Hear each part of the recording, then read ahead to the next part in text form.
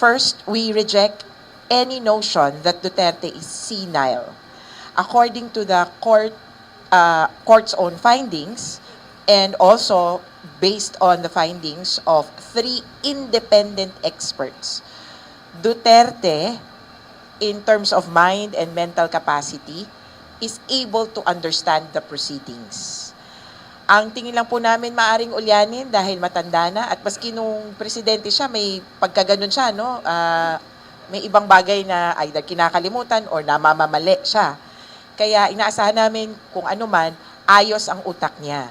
Pero pinaghahandaan din po namin, at hindi lang ng mga biktima, pati ng mga advocates, ang pagharap niya bilang kakaibang tao na.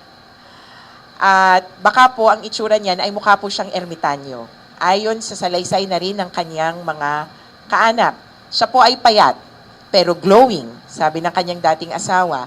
Ang kanya pong buhok ay maputi na, posibleng pinahaba.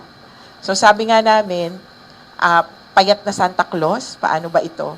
Yung visualization ng kung anong magiging itsura niya ay isang paghahanda sa mga sarili para maunahan mo na, mag-focus ka sa charges, hindi dun sa itsura niya. Ang pinaka-main na masasabi namin sa shock and awe o kung ano pa man yung gawin nila ay yung katotohanan.